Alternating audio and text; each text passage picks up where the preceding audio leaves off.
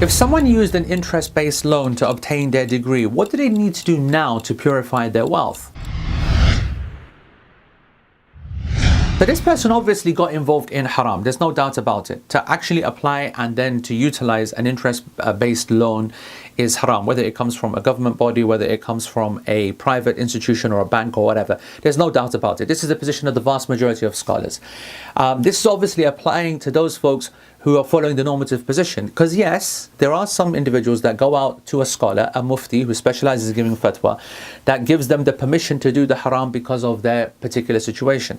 I.e., it is deemed by some people to be an absolute necessity for them to go and be educated at the university level because of their scenario, whatever. They get the fatwa and they believe and they make it out to be that if they didn't go and get that degree, then they would be in a very difficult situation, supporting their family, etc., etc., etc. The theory is correct. There's no doubt that a fatwa can be given in extreme circumstances. The real question that it needs to be asked is that, is this an extreme circumstance? Is this, as we call, al-darura? And we know that in Islamic fiqh or in usul, in the principles of fiqh, that al-darura, a necessity in the sharia, does overturn a haram in specific situations. The real question is that, is getting a degree in our current time a guaranteed job? I mean, more and more the evidence is stacking up against that idea, that you are more privileged for getting a degree, other than obviously dentistry or doctor or law or something like that. The vast majority of degrees don't lead to guaranteed income or better income. So even the premise for this fatwa is now becoming more doubtful. But I'm not talking about such a person. If they've got a fatwa, that's their problem, it's their burden to bear for asking for that fatwa and for the scholar who gave them that fatwa.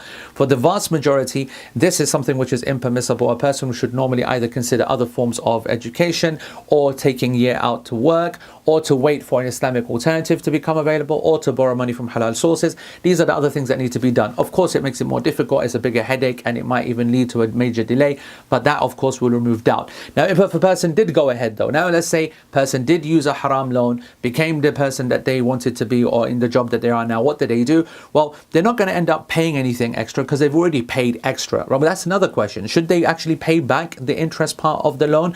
Well, if they are legally required to, then they need to, because of course if they don't, then they're going to become in greater problem, greater debt, greater interest charges, further fees, further bailiffs, further maybe even prison, whatever. So of course if you've agreed to, and the harm is going to become bigger by not paying off the haram, then you need to pay off the haram. So is there extra to pay from an obligatory point of view? No. What are the actual actions? The first is to make tawbah, proper tawbah, and that's discussed in another video. What does tawbah mean? But the conditions of tawbah need to be fulfilled. It's a major sin and it needs to be repented for correctly.